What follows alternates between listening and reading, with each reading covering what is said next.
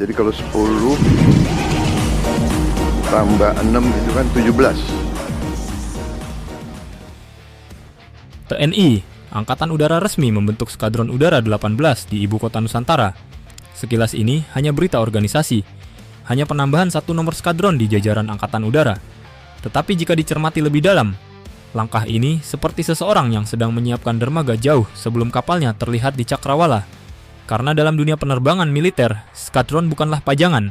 Ia adalah rumah operasional, tempat pesawat ditempatkan, pilot ditugaskan, dan misi dijalankan. Maka ketika rumahnya sudah dibangun, wajar jika publik mulai bertanya siapa yang akan menempatinya.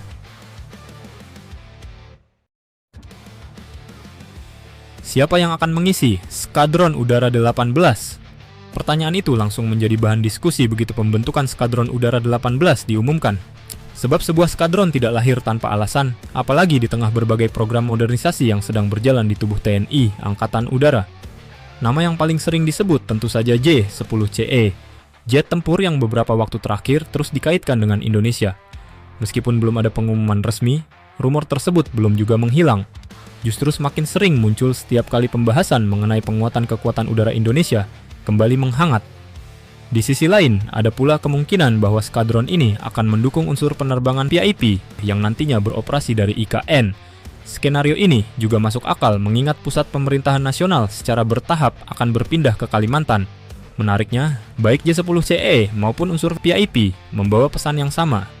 Keduanya membutuhkan organisasi baru, personel baru, fasilitas baru, dan tentu saja pesawat baru. Artinya, sejak awal pembentukan Skadron Udara 18 sudah memberikan sinyal bahwa ada kapasitas baru yang sedang dipersiapkan.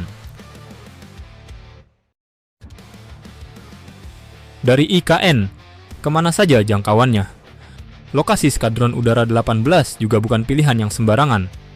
Jika melihat peta Indonesia, IKN berada di posisi yang sangat menarik. Dari Kalimantan Timur, pesawat dapat bergerak ke Laut Sulawesi, Selat Makassar, Laut Jawa bagian timur, hingga mendekati kawasan Alki II dalam waktu relatif singkat. Jalur laut yang setiap hari dilintasi kapal-kapal internasional itu merupakan salah satu urat nadi strategis Indonesia. Lebih jauh lagi, posisi ini juga memberikan akses yang baik menuju wilayah Indonesia bagian timur yang selama ini menjadi salah satu fokus pembangunan kekuatan pertahanan. Dengan kata lain, IKN tidak hanya dekat dengan pusat pemerintahan masa depan, ia juga berada di salah satu persimpangan strategis Nusantara. Seperti menempatkan menara pengawas di tengah perempatan besar, siapapun yang berada di sana memiliki pandangan lebih luas terhadap berbagai arah yang datang dan pergi.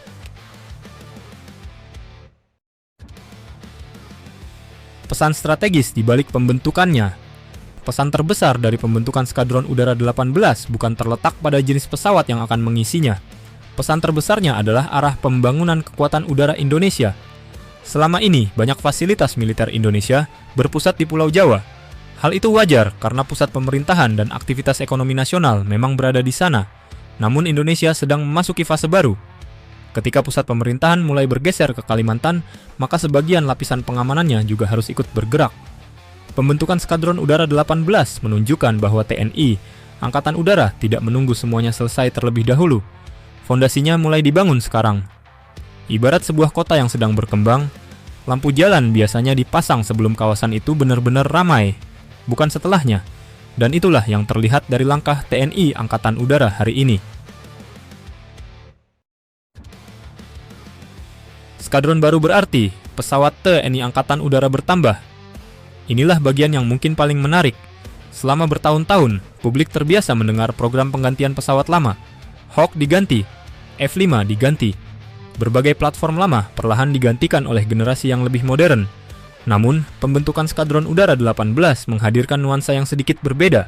Karena skadron baru berarti ruang baru. Dan ruang baru biasanya disiapkan untuk aset baru. Tentu belum ada kepastian pesawat apa yang akan mengisinya. Tetapi secara organisasi, keberadaan skadron baru membuka peluang bahwa jumlah armada operasional TNI Angkatan Udara di masa depan dapat bertambah, bukan sekadar mengganti yang sudah ada. Jika selama ini modernisasi identik dengan pergantian, maka langkah ini mulai mengarah pada penambahan. Dan bagi sebuah angkatan udara, keduanya adalah hal yang sangat berbeda.